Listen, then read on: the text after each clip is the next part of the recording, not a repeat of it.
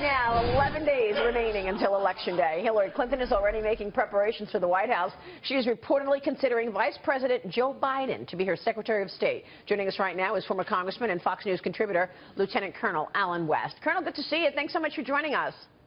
Good morning. Thank you, Maria. What do you make of this? Hillary Clinton considering Joe Biden for Secretary of State? Well, I mean, the hits just keep on coming. I think one of the things we have to remember that this is a Vice President Joe Biden that said of President Obama's unilateral decision to withdraw the troops from Iraq, that would be one of the greatest decisions and one of the greatest successes ever. And look at what has happened from that one decision. I don't think that's the type of person we want to have as the Secretary of State.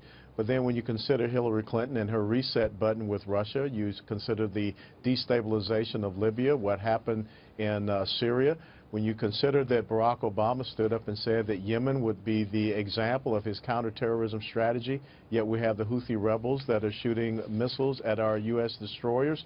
Neither one of these individuals, Hillary Clinton nor Joe Biden or even Barack Obama, have shown their competence and an ability to be strategic decision makers. Yeah, most people would agree that when we pulled out of Iraq, that's when ISIS rolled over the Iraqi army, took the U.S.'s technology and armaments, and actually ISIS was created and got worse.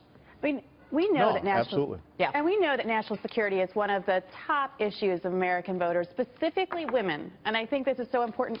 What happens if Hillary Clinton is president to national security? What do you think?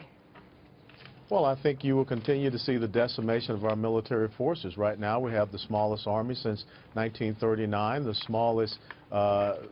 smallest Navy since 1917. You know, one of the things people have forgotten that we went about 3 or 4 months without having a U.S. carrier battle group coverage in the Persian Gulf. We had to ask a French carrier battle group to cover us and continue our operations in the Persian Gulf. Yeah. We have the smallest Marine Corps since World War I and the oldest and smallest combat aircraft fleet in the Air Force since we created the modern Air Force.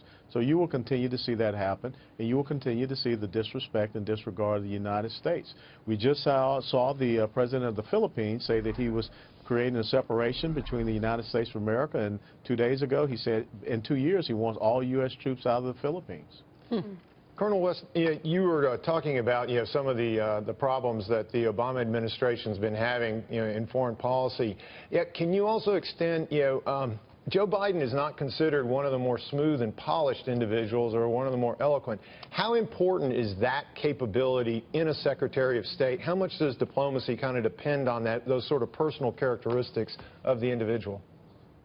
Well, it's incredibly important because the thing is you are carrying the image of the United States of America to other global leaders. And I think if we have someone like a Joe Biden, they will just continue to laugh at us, like the Russians did with the little reset toy button.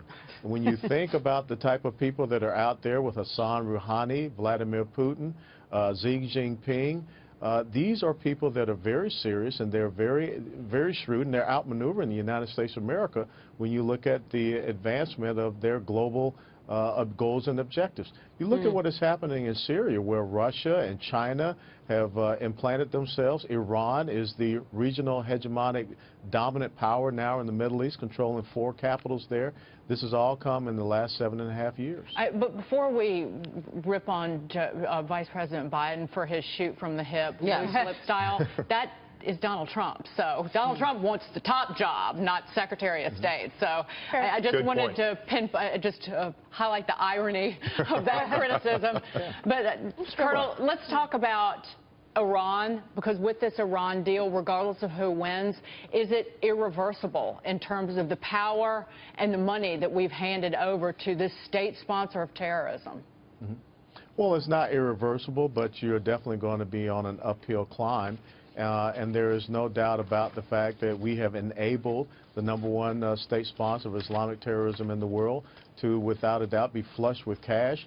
I think that we have to look at how we can go back and put on these type of sanctions, how we can work with other countries to start cutting off that flow of cash that goes in. But then you have an Obama administration that's been aiding a company like Boeing to have aircraft contracts with the Iranians. So there are a lot of things that we can turn back.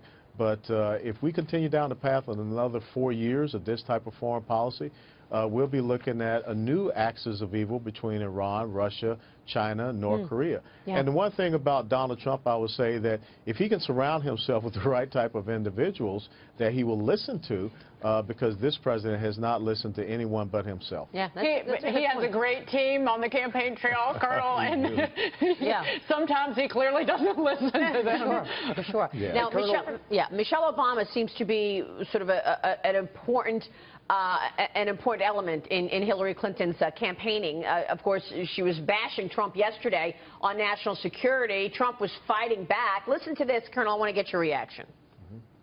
Donald, you're the one who's got a lot to learn about the military and everything else that makes America great. We want a president who takes this job seriously.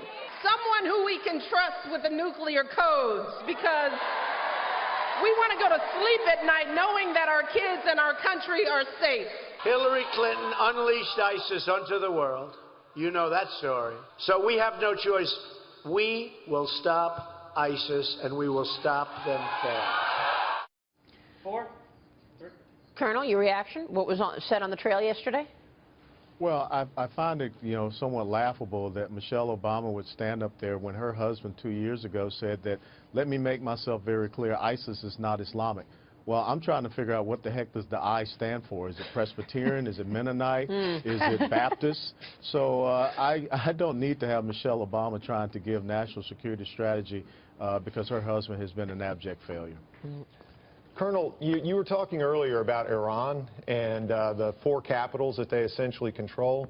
Let me ask you something. Iran's sort of like a virtual empire now, where instead of occupying countries, they use terror proxies to get their way and influence policy. What could be done in the new administration to try and roll back that strategy? Well, without a doubt, you have to start looking at how you cut off their flow of men, material, and resource support. We've got to start, looking at building better alliances. One of the things we should have been doing is working with the Iraqi Kurds. We should have been working stronger with the Jordanians, with the Egyptians as well, and Israel. Because right now, when you look at Iran's support of the Quds Force, Hezbollah, and as well as Hamas, that's the way that they use these proxy entities to be able to control places such as Beirut, Lebanon, such as going in with the Houthi rebels in Sana'a, Yemen, and as well as going into Baghdad, Iraq. We have put 6,000 U.S. troops right in the middle of a cauldron, a complete morass, and they don't have any strategy, any goals and objectives whatsoever. And I think that's the worst thing that has come out of this Obama administration, is this sense of mission creep and the optics of doing something when actually you're not doing anything whatsoever.